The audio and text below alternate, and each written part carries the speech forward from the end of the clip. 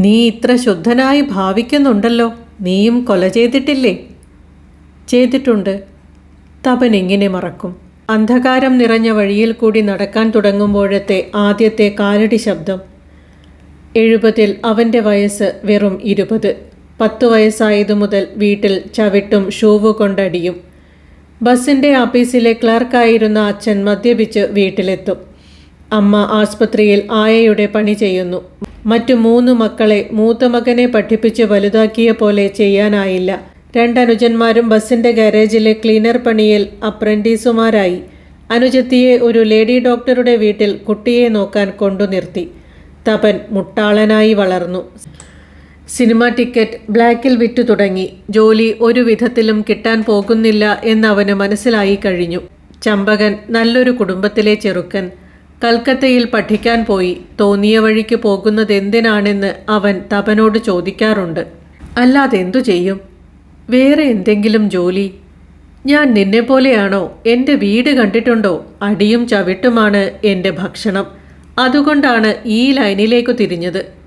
Cycle നിർത്തി തപൻ്റെ നേർക്ക് വിരൽ ചൂണ്ടി തുള്ളിച്ചുകൊണ്ട് ചമ്പകൻ പറഞ്ഞു ധരിപ്പിക്കാൻ ശ്രമിക്കും. എല്ലാം സ്വാതന്ത്ര്യം വരുത്തിവെച്ചതാണ്. മനുഷ്യർ കൂടുതൽ ദരിദ്രരാകുന്നു. പണിയെടുത്തു കഴിഞ്ഞുകൂടാൻ വഴിയില്ല. ഭക്ഷണം കിട്ടാനില്ല. സമൂഹം എന്നത് ചീഞ്ഞളിയുകയാണ്. നിന്നെപ്പോലെയുള്ള ആൺകുട്ടികളാണ് ഇന്നത്തെ സ്ഥിതിയുടെ ഇരയാവുന്നത്. അറിയാം. സർക്കാർ ജോലിയുള്ള അച്ഛനും സ്കൂൾ ടീച്ചറായ അമ്മയും നിന്നെപ്പോലെ എനിക്കും ഉണ്ടായിരുന്നെങ്കിൽ ഞാനും നിന്നെപ്പോലെ ചിന്തിക്കാൻ പഠിച്ചേനെ. എൻ്റെ കാര്യം വിട്. നിനക്ക് പഠിക്കണോ? പഠിച്ചിട്ട് എന്താ ലാഭം? ടൗണിലെ എത്ര പേരാണ് നൈഹാട്ടി എക്സ്ചേഞ്ചിൽ പേരുകൊടുത്ത് ജോലിയും കാത്ത് കഴിയുന്നതെന്ന് നിനക്കറിയോ? എന്നുവെച്ച് ബ്ലാക്കിൽ സിനിമ ടിക്കറ്റ് വിൽക്കുകയോ? എന്തുകൊണ്ട് ചെയ്തുകൂടാ? എൻ്റെ പാൻസും ഷർട്ടും ഞാൻ വാങ്ങുന്നു. എൻ്റെ ചിലവിനുള്ള കാശ് ഞാൻ ഉണ്ടാക്കുന്നു. നേർവഴിക്ക് സമ്പാദിക്കരുതോ? ഇല്ല, സാധ്യമല്ല. അവിനാശ് ഡോക്ടർ അങ്ങാടിയിൽ പോയാൽ വെറും ചീര വാങ്ങി വരുന്നു. അദ്ദേഹത്തിൻ്റെ ഹോമിയോ ഗുളികകൾ ആരും കഴിക്കുന്നില്ല. മറിച്ച് രവി ഡോക്ടർ അതേ വെളുത്ത ഗുളിക കൊടുക്കുന്നു. കൂടെ ദേവിയുടെ വരമനുസരിച്ച് ഹോമിയോപ്പതി ചെയ്യുന്നു എന്നൊരു വാചകവും ചേർത്ത് കൊടുക്കുന്നു. രവി എന്നും ആട്ടിറച്ചി തിന്നുന്നു. എന്നാൽ 2 പേരും സഹോദരന്മാരാണ്. നീ ടൗണിലേക്ക് വാ, കാണിച്ചു തരാം. നിനക്ക് പ്രാഥമിക വിദ്യാലയത്തിലും ജോലി കിട്ടില്ലേ? അച്ഛൻ കുടിയൻ എന്ന പേരിൽ ഫേമസ്. അമ്മ ആസ്പത്രിയിലെ വേലക്കാരി. അവരുടെ മകനെ സ്കൂൾ മാഷാക്കുമോ? കിട്ടിയാലും എത്ര കാശ് മാസം കിട്ടും? ഞാൻ എന്താ പറയേണ്ടത്? ഒന്നും പറയണ്ട. സൗരഭ് പഠിക്കുന്നുണ്ടല്ലോ. അത്യന്തം വെറുപ്പോടെ തപൻ പറയാൻ തുടങ്ങി. പഠിച്ചിട്ട് എന്ത് കാര്യം? ബീഡി കെട്ടുന്നു, ട്യൂഷൻ എടുക്കുന്നു, എന്നിട്ടാണ് പഠിക്കുന്നത്.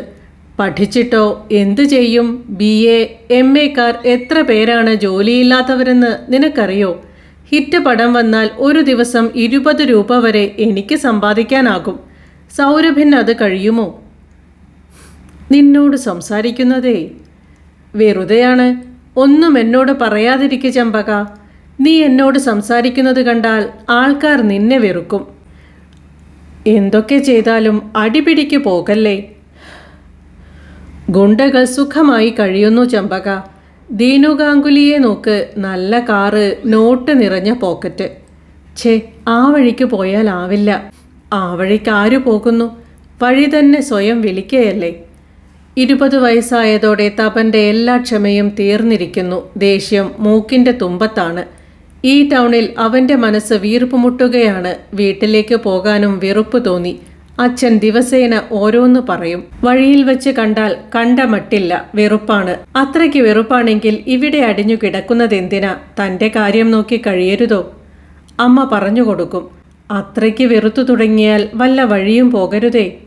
ചമ്പകൻ മാത്രമല്ല, ഭവാനി ബാബുവും അവനെ ശ്രദ്ധിക്കാറുണ്ട്. അങ്ങനെയിരിക്കെ ദുർഗാപൂജ വന്നു. തപൻ്റെ വാർഡുകാരും ലായാൽക്ക ജൂട്ട് മില്ലിലെ വിഖ്യാത പൂജാ പാർട്ടിക്കാരായ യുവാക്കന്മാരും തമ്മിൽ ഭയങ്കര ഏറ്റുമുട്ടൽ. ലായാൽക്ക ജൂട്ട് മില്ലുവക പൂജാമണ്ഡപത്തിൽ വച്ച് ഏതോ ഒരു സ്ത്രീയെ അപമാനിച്ചതിൻ്റെ പേരിൽ ഏതാനും ആൺപിള്ളേർ ഒരു ജീപ്പിൽ പക വീട്ടാനായി ഒരുങ്ങിയെത്തി. ആഫീസർമാരുടെ കേടികളായ മക്കൾ ഹോക്കി സ്റ്റിക്കുമായി വന്നിരിക്കുന്നു. തപൻ ഒറ്റയ്ക്ക് ഇവരെയെല്ലാം ഒരു മുളവടി കൊണ്ട് വകവരുത്തി. ഇതുകൊണ്ടും തീർന്നില്ല. പോര് നിലനിന്നു. പിന്നീട് കാളിപൂജ സമയത്ത് ബോംബെറിയാൻ വന്നവർ വാടകയ്ക്കെടുത്തവരായിരുന്നു. മിലൻ മേലയിലെ പിള്ളേരെ ശാസിക്കാനും താക്കീതു ചെയ്യാനും ഇത് മോർ ദാൻ ഇനഫ് എന്നവരോട് പറഞ്ഞിരുന്നത്രേ. എന്നാൽ തപനും കൂട്ടരും വേണ്ടത്ര ഒരുങ്ങിയിരുന്നു. തപന്റെ നേതൃത്വത്തിൽ നടന്ന യുദ്ധത്തിൽ ജഗന്റെ കൈ അറ്റുപോയി. ജഗന്റെ കൈ പറന്നുപോയി. ജീപ്പ് കത്തിപ്പോയി. ഡ്രൈവർ മരിച്ചുപോയി. പോലീസ് വന്നു.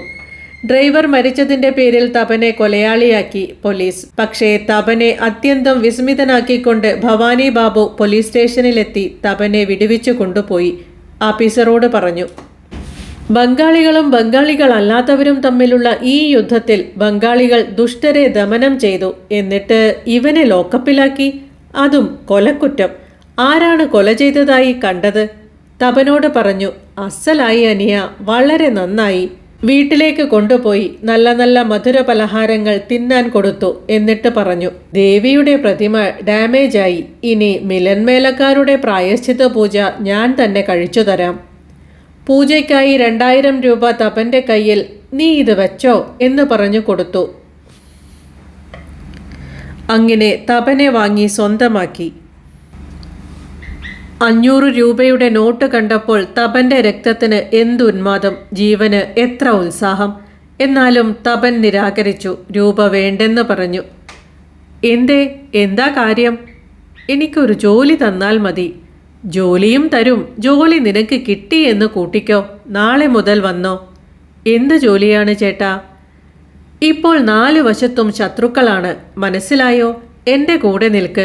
എൻ്റെ വലതുകൈയായി നിന്നാൽ മതി. മാസം 500 രൂപ വേണോ 700 രൂപ വേണോ കിട്ടും. പക്ഷേ വീടിൻ്റെ കാര്യം മറക്കണം. എൻ്റെ കൂടെ താമസം, ഭക്ഷണം എല്ലാം. മനസ്സിലായില്ലേ?